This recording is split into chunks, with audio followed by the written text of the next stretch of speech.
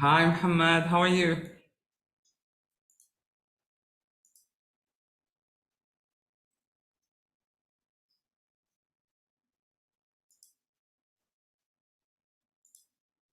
Sorry, hello. I thought that I was talking with you and it was muted. Yeah, How are you? I am good. And you? All is good, great. Really. Good. Just hold on. I'm trying to go live on YouTube, but it's not working.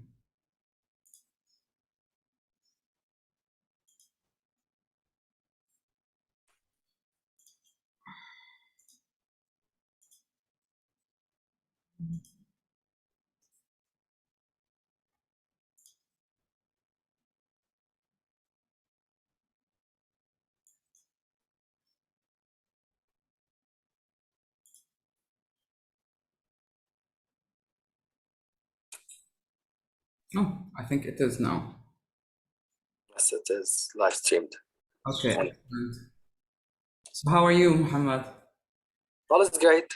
Did you start your Um, university or not? University, not yet. It will start in this Sunday. Yes, this Sunday. Oh, Ma- okay. Okay. Are you all set? Yes, I'm organizing myself. I can say that's the thing. Excellent. Still, it's a new thing, a new place that I'm going to, so still not sure where am I going. That's the thing I can say. Yeah. Well, you So haven't yeah, started, so you don't know where you are going. yeah. So new friendships, I think. Oh, okay. They, So you've been, they yeah, you've started. no, that's what I'm expecting. There's Okay, these. okay. I'm sure you will enjoy it. It's the best time. It's preparation for life. Yeah, I hope so, really, because Well, you have a lot to look forward to. And let me just ask you, have you been doing your chakra exercise? Because it's really powerful. It will help you. okay, I'll try. I'm really nowadays busy. I Um, found a part-time job. okay, Mabruk, Yeah, excellent. thank you. And it is teaching, really. So I'm Excellent. teaching Wow. What are you teaching? robotics right now. Robotics. Wow. Well done. Very impressive. Mashallah. And so yeah, I'm compromising right now my time or organizing what I'm working with. Okay. Okay. Well, all the best. That sounds amazing. Hi, Susanna. Hello. Thank you for joining. I'm sorry, guys, about last week. I just couldn't do it. And then I realized all the emails went out at the wrong time, at the wrong place.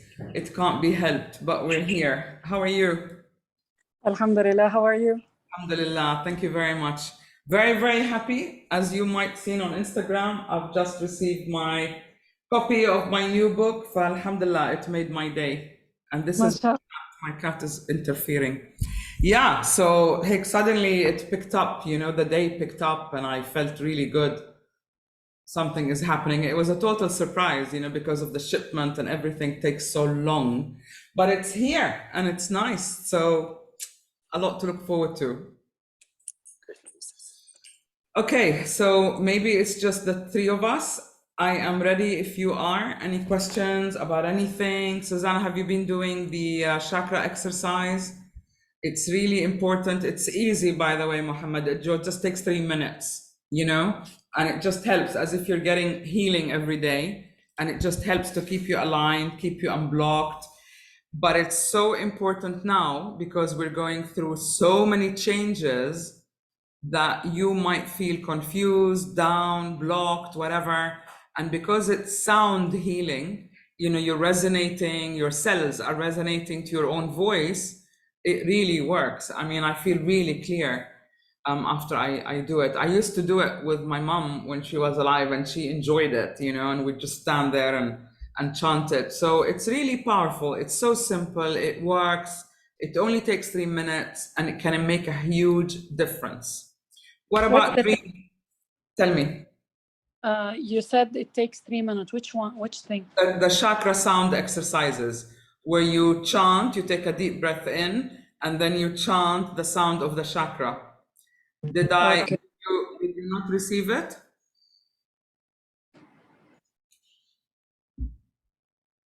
Susanna, did you get it? Yes, I get it, but Okay. yes. Okay, because if you haven't, I can send it. But really, it just takes 3 minutes and the effect is fantastic. So if you can, start doing it.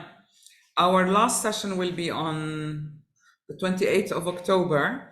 So it will be a good idea if you start now. And if you have any questions or if you have experienced anything, then we can share it, because next time is our final session. Oh, great. Hi, Jody. Jody's here.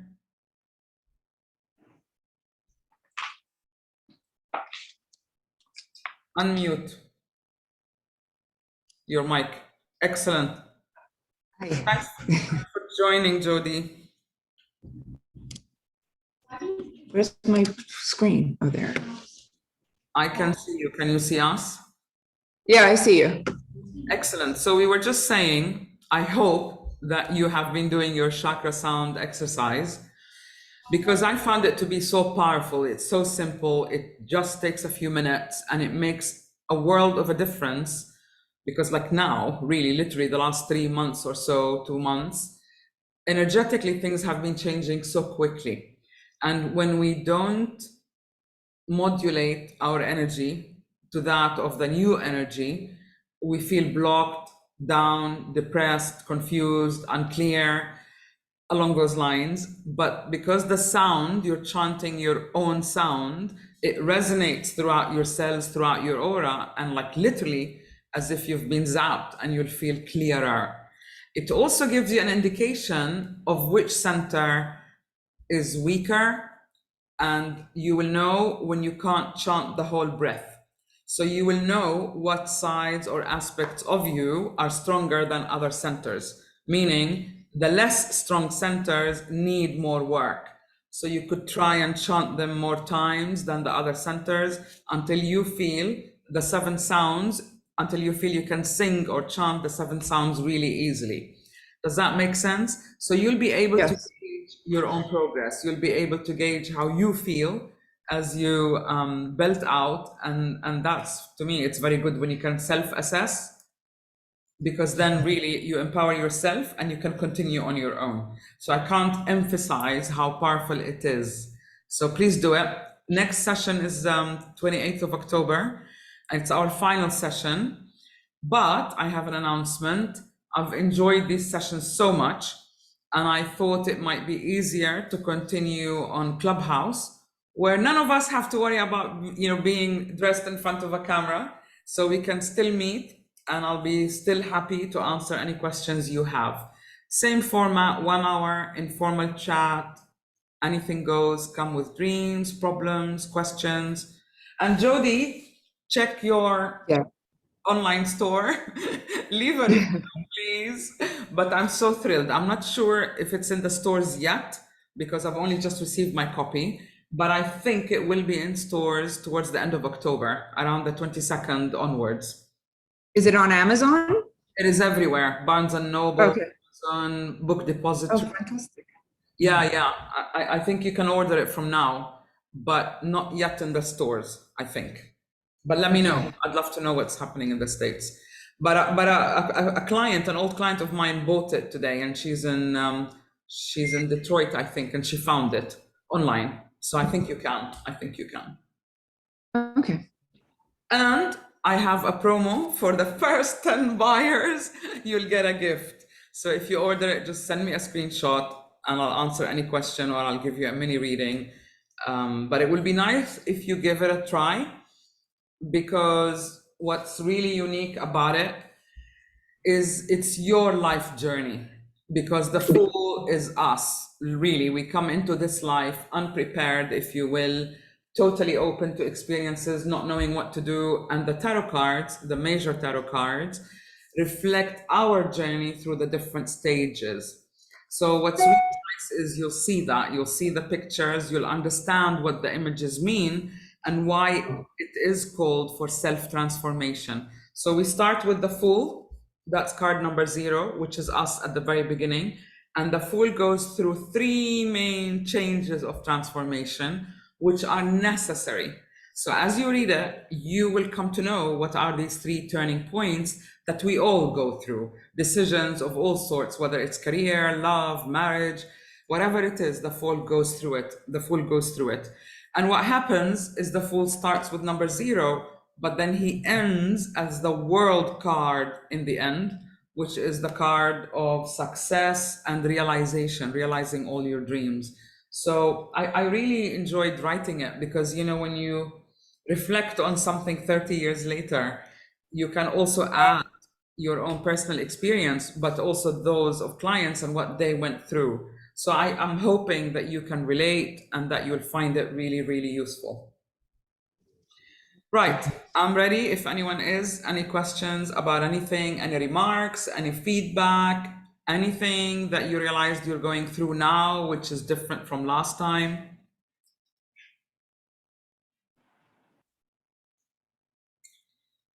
Or has it been smooth sailing?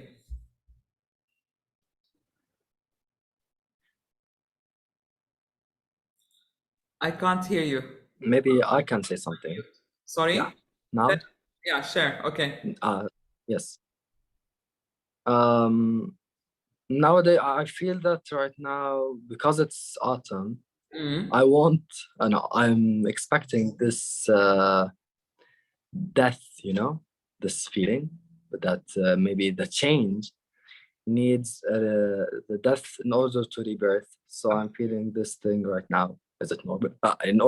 I mean, in either relationships or daily life interactions with people. I know, and it means social. Yeah. That's a very good observation because energetically, it is an end of a season and a beginning of a new one. In nature, it's the end of growth, you know, which is the summer, spring through summer. And then everything has to die in order to make room for a new beginning. So metaphorically, it's huge, but also in terms of the autumn equinox, we've just passed the 2 day and night being almost equal. So that was trying to balance us for the last 2 weeks, but now the days will start getting shorter. So you are likely to have less sunlight, which really affects how we feel, like literally. So you might feel a bit like cocooning, not feeling that you want to socialize, all of those feelings that come in the winter months, which is absolutely normal. But I think it is necessary. It's almost like a period of gestation before you emerge again in the spring. Well, there is winter to go through, but definitely autumn is transitional. So you're quite right. But the important thing is not to indulge. Like today, I was feeling a bit low and, you know, thinking, and also my birthday is coming up. And I'm thinking, oh my God, it's a huge number. I'm going to be 60. What does that mean? And if you know me, those of you who know me for a long time would know that I don't admit my age until the very last day. But I started to kind of climatize myself. So for the last 2 months, I've started saying, I'm going to be 60, I'm 60. And I've never, ever done that. So I'm easing myself into it. And then when the book arrived, I thought, oh my God, it just really made me reflect.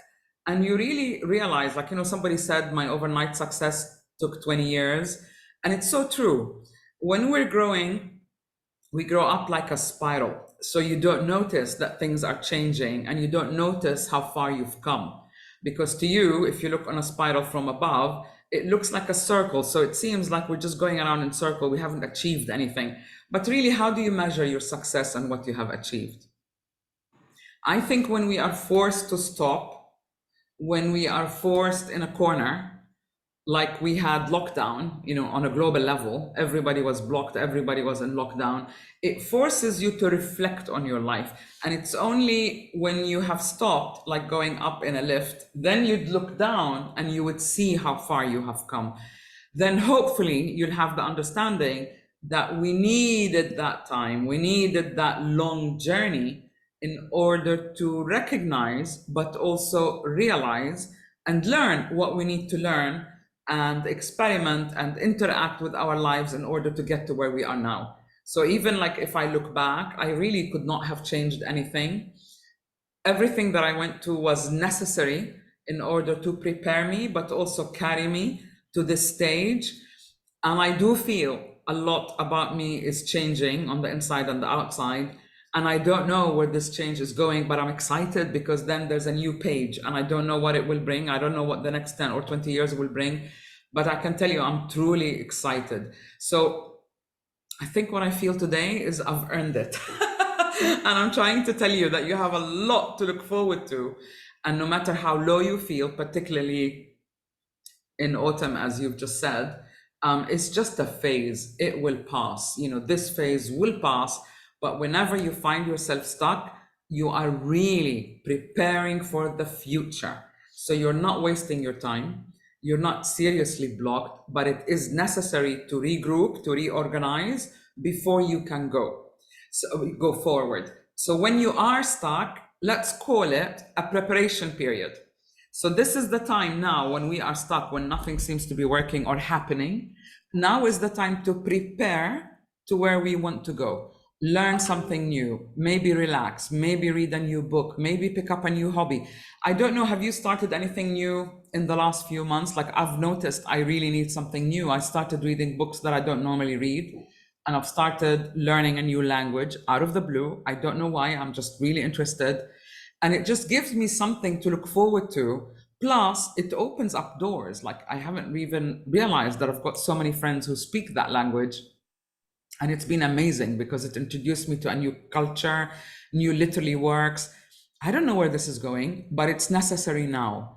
So don't overindulge in feeling sorry or stuck, but always remind yourself that this period is necessary. It's a fertilization period or a preparation period. We don't know what's coming, but listen to your heart and you will always get an inclination. You know, I feel like doing this. I don't feel. Today a client texted me and she said, I'm going, I can't remember what she said, but something to the effect of, I'm going through a period where I am detoxing. I'll get to you, Suzanne, in a minute, where I'm detoxing. I'm letting go of all the friends that I don't need. I've started a new page. So many of us are echoing this sentiment. Okay, do you have a question? I saw a hand up. Yes, I want to ask you if there's people in your life that when they see you happy, they want to lower it, يعني هيك, decrease your happiness, tease you. Yes, when there is a people in your life like this, and when they see you مثلا going through a difficulty, they bring you down. I understand. Look, how do you control this toward them? How can you can't control other people. I don't know if you were with us when I said before, life is like driving. You are only responsible for the way you drive. When you drive, you don't get out of your car and you yell at other people and you tell them how to drive. So you need to take care of you.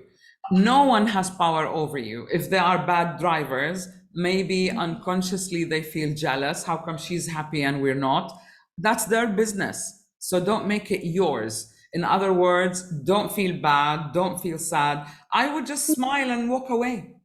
I wouldn't let anyone ruin my happiness. Why should they? The minute you do that, you give your power away. So they're not in charge of your happiness, you are.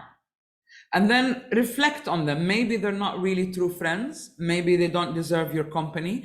If it's family, and many of us don't choose our families, okay, maybe you put up with it, but you don't have to respond. I would just smile and turn my face and ignore them and get on with my day. back their words, anything? Absolutely. Don't say anything because you give it power. Okay. I think I told you, did I tell you last time, I had a brilliant teacher 30 years ago. We studied dreams interpretation with her. And her son was about 11 or 12. And he's the same age as his classmate, but he was really shorter. So his mom was checking on him, and she's saying, are you okay with that? Do you feel funny because you look younger than everyone else in the class?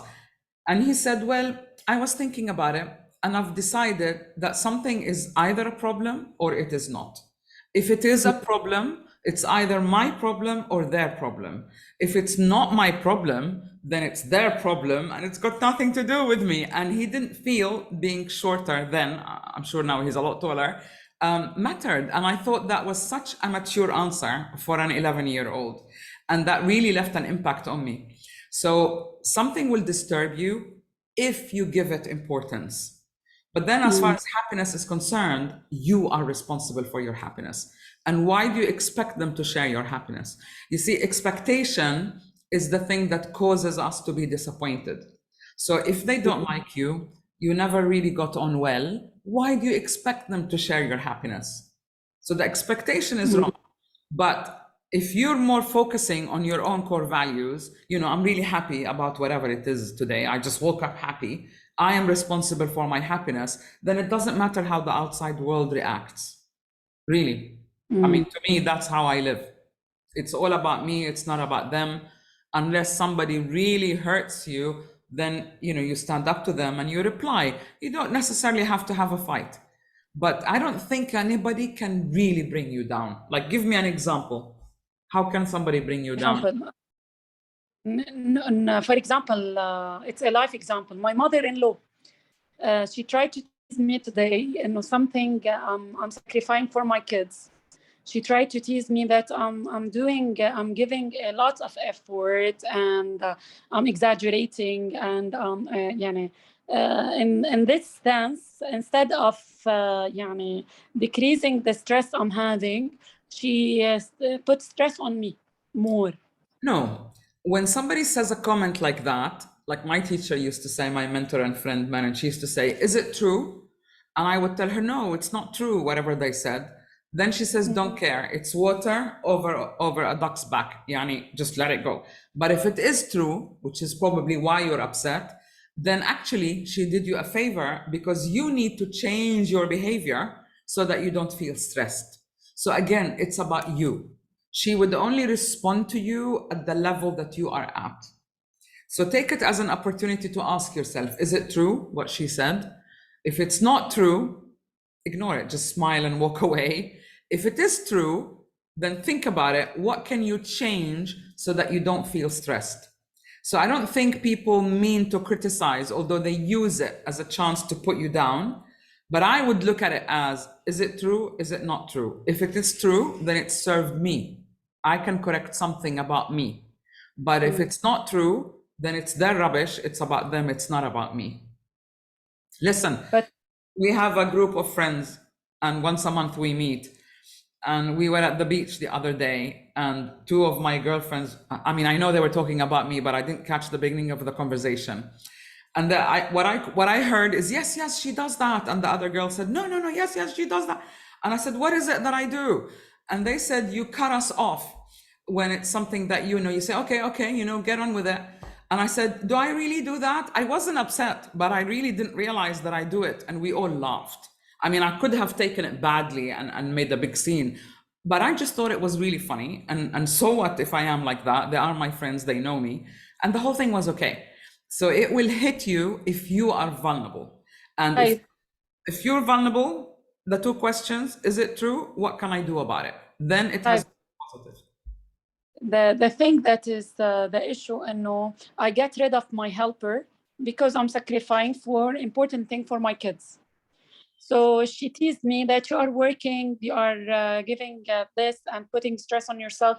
I'm having a helper. So I answered, okay, when I'll be older, I'll get a helper. Now I'm sacrificing for my kids. How? What do you mean by sacrificing? Yani, I don't think any sacrifice is needed, okay? I listen to the vocabulary that you are using, especially in the Middle East. We have this idea you sacrifice for your children. You don't. You live your life in balance so that they can learn what it is to live life in balance. It's your duty to look after them because you're responsible for them. You brought them into this life. I understand. But if you are totally drained, then you're not serving yourself, you're not helping yourself, and you're not helping your children. So I want to know more. What do you mean by you're sacrificing? I'm sacrificing. I'm not getting a maid to pay her in dollar. Why? Okay. because I'm paying the important thing for my kids. يعني So right now you can't afford a helper. Is that what you're saying?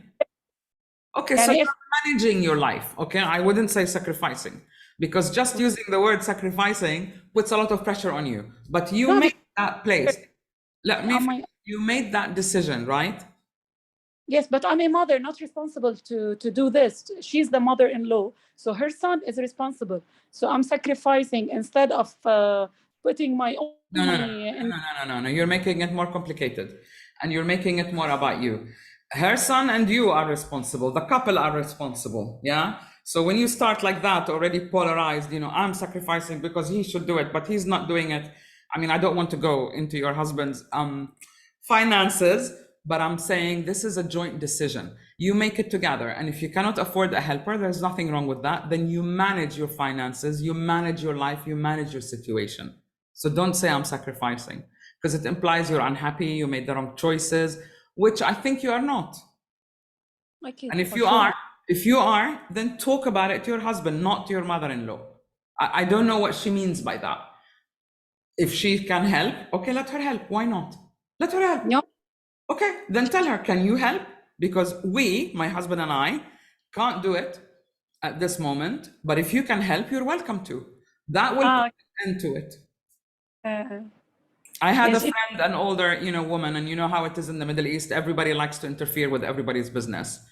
And I knew that she was going to ask me this delicate question, and I didn't see her for a month, but I prepared my answer.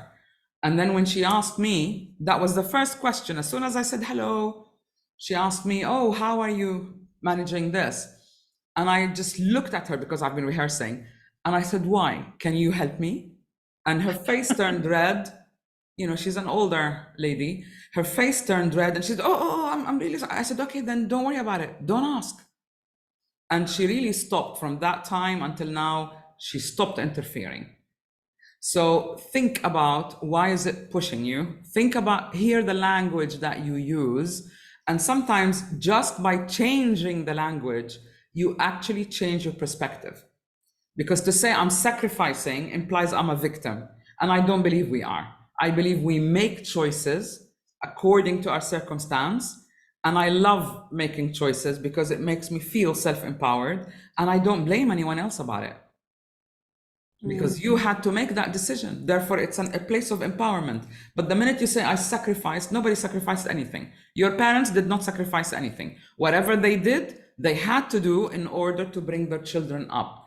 But let's go of this mentality of, I sacrificed, I didn't live my life because of my children. It's wrong, because you're only teaching them lack of self-empowerment instead of self-empowerment and to be responsible for the choices they make. Which is a better feeling? To feel responsible, I made my decision, or to feel, oh my God, I'm a victim, I'm sacrificing my happiness. So it's not true. So if she stressed you by saying that, maybe she did you a service so that we could talk about it today and you could change the way you see yourself and your decision making. But there is no sacrifice. I mean, in your language, my parents sacrificed a lot, but we never felt it. We always enjoyed being together. I really enjoyed my childhood. We had amazing time. But now that I'm older and I look back, I can understand the sacrifices they made. But there was absolutely no kind of this victim mentality. We sacrificed for you. No, you brought your children. You didn't ask them their permission. It's your choice. It's your decision. You have to, it's your responsibility, and that's it. And feel empowered for the choices you make. Sometimes they are hard choices because, the economic situation worldwide is really hard. People are making choices. I don't make as many trips, for example, to see my own family because they live a little bit far from where I am. And I noticed every time I go and I come back, a quarter of a time goes down. Okay, but I don't feel victimized. I don't feel I'm sacrificing anything. We joke about it and we talk on the phone or whatever it is. And I see them less regularly, but I do see them. But it is what it is. And we have to manage. But let go of this feeling I'm sacrificing. Yeah, next time, if you want to tease me, then my answer, okay, you can help if you can offer. I would say it's smiling. Why? I agree with you. Can you help? If not, we're just managing my life, which is what I told, this other relative of mine. You know, I said, can you help? Otherwise, don't worry, don't ask, don't comment. But a Thank you. smile is very important. Sense of humor is very important. I think we talked about it last time, because yes or no is second chakra. Are you with me or against me is duality. But when you smile, it brings the energy up and it brings it into unison, which is chakra 3, and it dissolves the conflict. Mm. So you stop feeling like she's attacking you and you're defending, you know, mother-in-law, whatever. I mean, after all, she's a mother, you're a mother, you know. So I wouldn't even see her as a mother-in-law, just mother. And I would say, you're absolutely right. Can you help? It'll be amazing if you can. If you can't, then we just have to manage, you know, the situation. Especially, I mean, in Lebanon, out of all places, yani really, God bless you. I don't know how people are managing. It's just a miracle. So you have to do what you have to do, but don't feel victimized. Have fun with your children, make them understand. You know, children are really intelligent. They will understand. Even animals understand. Just talk to them so that they know what you're going through is okay and it's just a phase, so that they grow up not feeling like, you know, I've sacrificed or I've missed my childhood or whatever it is. So change the way you feel, change the words you use, and what that will help you shift your perspective. And for me, as I said, you know, it makes you feel more self-empowered. It's a choice I made, you know, so what? And that is more empowering. Another thing, when you told me, congratulations for the book. Thank you very much. Thank you. I wish for you all the best. Thank you. I appreciate it. Shukran. About the 3 minutes, and I didn't receive the email. Can you? I will send you the exercise. I will send it to you. Please. Yeah. Yani, it's very easy. I'll find it. Oh, here it is. And I'll send it to you on WhatsApp. It's really easy for me on WhatsApp. WhatsApp, you don't know my number. Oh, okay. Then WhatsApp me and I'll send it. Yeah, 2 minutes. But what's your number? I don't know it. I'll text it to you on Instagram. That's easy. Okay, if you want, I will give you my number. 71. Okay, hold on, because we are all over. We are on YouTube and everywhere. So let me text you mine or text me yours and I'll send it to you later. Yeah? Okay. That's good. Okay, Jody, do you have anything? I didn't have a chance to hear from you. Hello. So I had this crazy dream. I have to tell you about it. Okay, hold on. Let me grab a pen. And this was recent? Yeah, like maybe a week ago or something. Okay, excellent. But it's still been fresh in my mind. Okay. So I have like big factory windows here where I live. Okay. And this big bird, I don't know if it was an eagle or a hawk, but it seemed like it was bigger than that. This is real life? This real no, life? it was a dream. No, it was a dream, but it felt so surreal, like so it was you're real. The dream, the bird and the window. Yeah. The dream. Okay. And it was trying to come into my apartment. It was trying to come into my house in the window, but it was an ungodly big bird, like with lots of feathers and like an kind of an ugly face. Like, and I was like, oh my God, I was talking to my dog. I don't know if it was my old dog or my new dog. I'm like, this bird is trying to come in the house. Okay. And then I woke up and I was like, oh my God, that was so weird. Okay. Strange. I mean, what was going on in real life? Did you write a sentence down as to what was going on in real life at the time? Or do you remember what you were going through? I don't remember what was going on that day or that day or that week. You know, there must have been something significant that is telling you there's going to be a big change.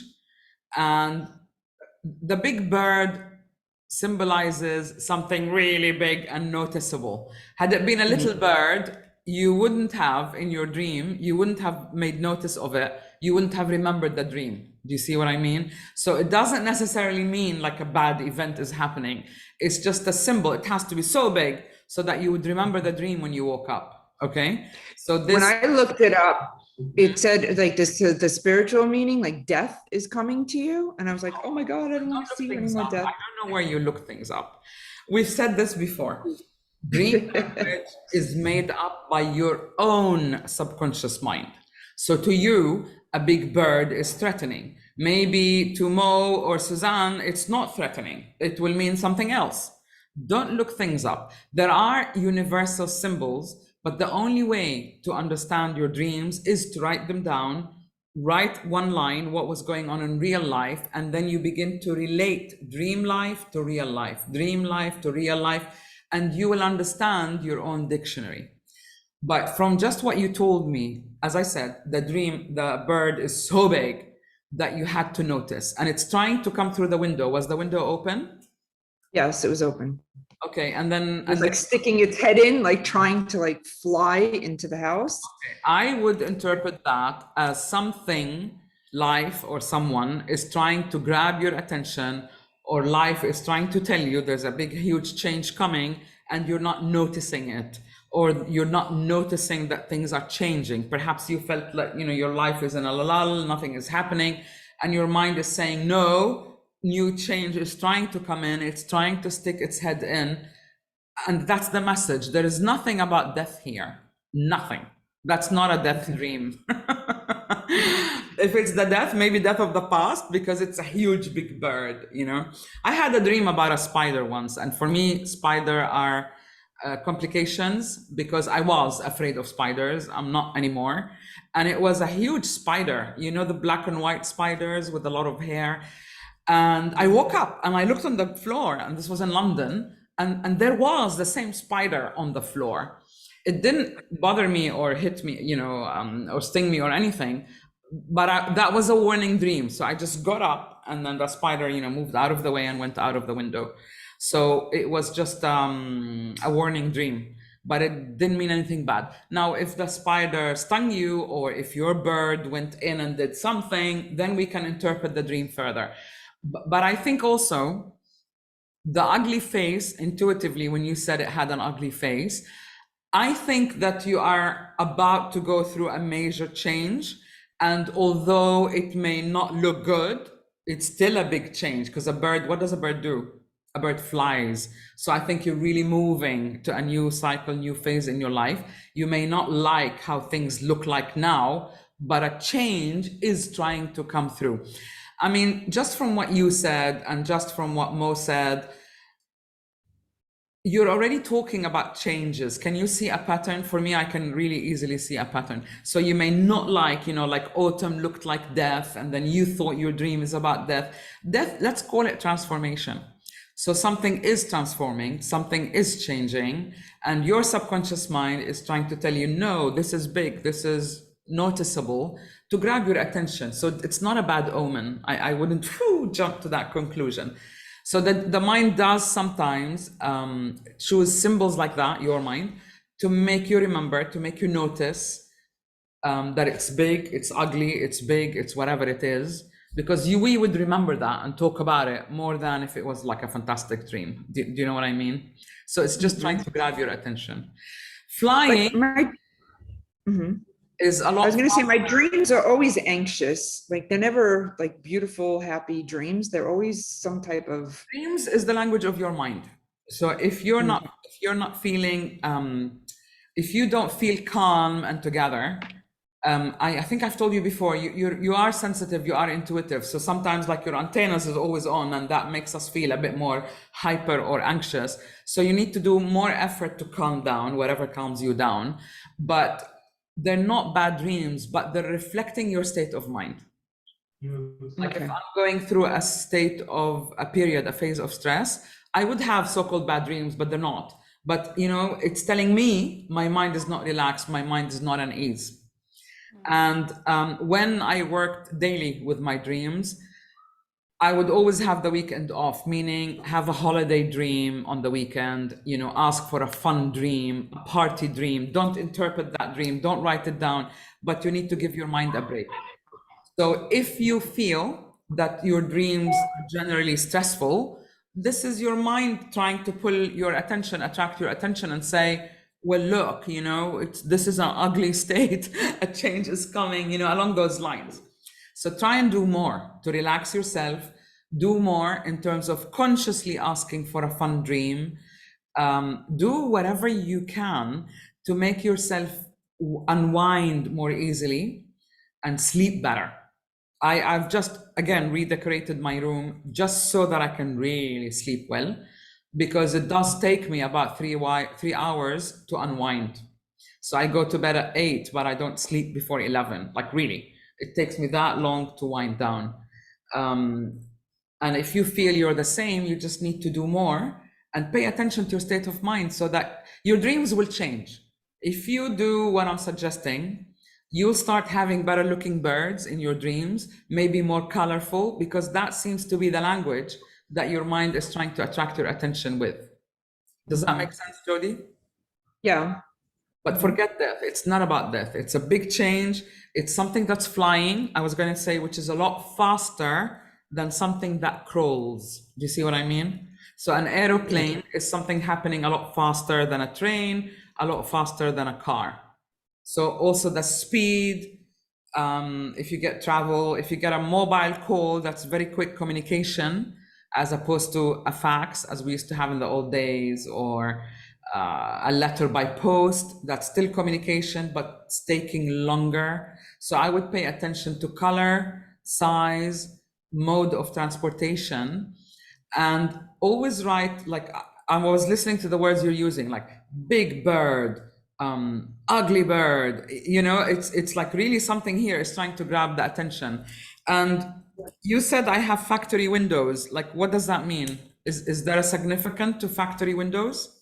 No, I just live in an, like, it's an old factory converted into apartments. So it's like from. So this is they're your current huge flat. buildings. It's So a what? This is your current flat. This is where you are now. Yeah, yeah. Yes. So that's a thing that links, that's like an indication or an extra language, an extra, what's the word I'm looking for? Symbol, that this dream is about now. It's about the present, because sometimes we dream about places we've lived before or countries where we've lived before. So the meaning of the dream would be pointing to the past. But in your dream, it's a significant, attractive size of bird, and it's happening now in the current flat, meaning that's why you remember the windows. So currently, maybe your state of mind is on alert. There's a change coming and you need to relax. This is how I would interpret it, and notice or recognize or begin to see the pattern or the dynamic of how things are changing. It could be small stuff, which we often miss. Because, you know, like I said in my newsletter, when we are in the eye of the storm, you don't notice the changes. But after the storm is over, you'll notice maybe the colors of the clothes I wear are different. Maybe my hairstyle or makeup style is different. My friends are different. What I'm attracted to is different. So this bird, big changes. You may not like them, but they're coming now because it's in your flat now. And it left you with that memory that something eminent and significant is flying into your world very soon. Okay. I don't feel bad at all. I love that dream. I think it's just trying to shock you. And the last point is, remember, dreams will change when your state of mind changes. When I was very, very dramatic, when I first started 30 years ago, my dreams and also those of my friends, we shared the same journey, were always like I was paralyzed. People are holding me down. I can't move, which is what I felt, you know, coming out of the war from Kuwait. And then gradually, it took a while, but gradually they changed. So this is how I've noticed, you know, it depends how I feel and what kind of dreams my mind generates. Okay. You said recorded on the YouTube. Yeah, It will, يعني we are live on YouTube now. we are live on YouTube now. I'm trying it out. Why? I don't know, Why? because I always take it and I post it on YouTube, and it's a lot easier for me to put the The whole- content as it happens. It's just really easy.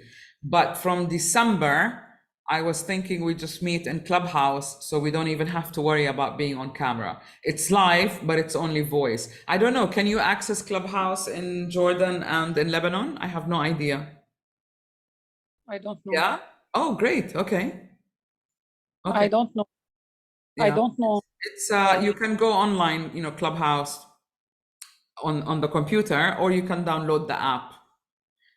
Okay. I'll send you the link. It's on my Instagram profile. Click and see if you can work it out, yeah? Okay. Okay. Maybe it'll be easier. And I was thinking of you so that you don't have to worry about, you know, am I on camera or not on camera? Thank you. In the winter, you know, we all want to cocoon, so maybe it's fun. We'll try it. If not, I'll if try you it. prefer, because I really like this, and I was thinking I will carry on. You know, we'll keep on meeting once a month, come with questions, and we'll do it all of next year. How about that? Would you like that? So they can see us and they see all the video. Yeah. I didn't notice. I thought that it's private. Yeah, no. You get a notice that tells you you're live. But anyway, don't worry. Are you worried about your mother-in-law? I just told you about my aunt, so don't worry.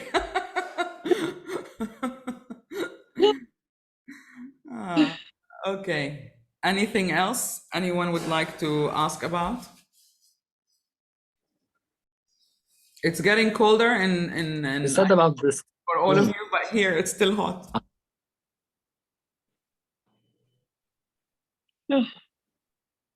Okay. Sorry. Yeah. Okay. Who wants to start? May I, please? Please. You said about the change that we are going through, but when I said the word death, I meant the end of I agree. some relationships. Well, So I understood, but it is metaphorical death in many ways, is what I wanted to say. It is an end of a cycle. It's the end of a year. It's the end of a season. It's the end of whatever was happening in that cycle, whether it's friends, habits, interests. You will always experience death or transformation on the level that you are at, because change is constant. So some people think like there's a destination that we're going to arrive to, and there isn't one. You know, life is a journey, and no matter what you do and how much you've achieved, we are still moving upwards or still moving forward. Things are changing. So it demands that we stay flexible and we reflect and we have our own time to kind of notice what we're going through. So yeah, there will be a lot of, a huge transformation would be death, but really any change can be death, because change, if we are unprepared, can be really traumatizing. I remember when I started podcasting back in 2005, I did a podcast interview with an amazing artist and musician, Melita Cohen. She was a Sufi as well, and her name was Azima Melita Colin, and she was a classical pianist, and she used to play music to the poetry of Rumi. So I thought that was really interesting, and I was beginning to explore poetry and to explore Sufism, etc. And I asked her about her life, and she said, I died 5 times. And I went, oh, you know, but what she really meant is that her life completely changed 5 times, as though she really went through a death in order to give birth to a new life. So in her case, the transition was so huge, 180 degrees, that it really felt like death. So no, I understood completely what you're saying. But I'm also saying we're all, the 3 of you are still talking about transition and death in however way you respond to it. So because you're picking up on something, is my point, that things are changing.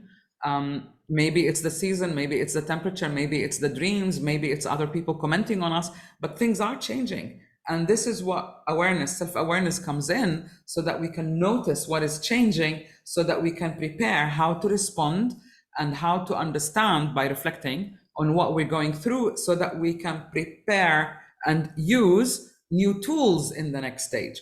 Because very often when you transition, it's like this software upgrade that I spoke about.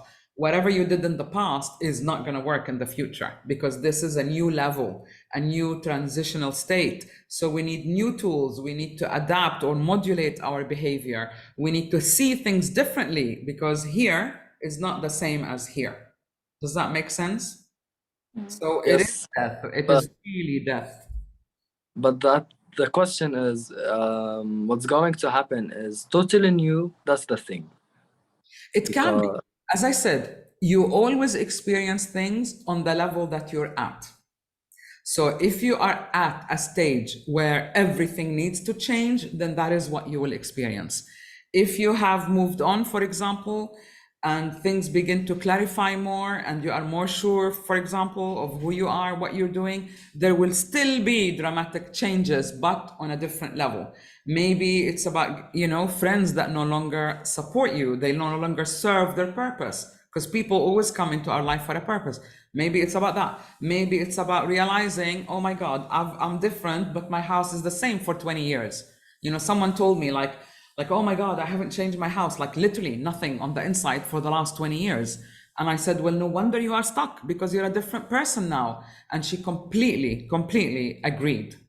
So, you know, sometimes we will experience, no, time to let go of the past, you know, time to let go of, I don't know, whatever things we were obsessed with, you know, just throw them out and then, you know, invite something new in. So 2 facts, life is always changing. You will always experience the same change, but on the level that you are at, if that makes sense.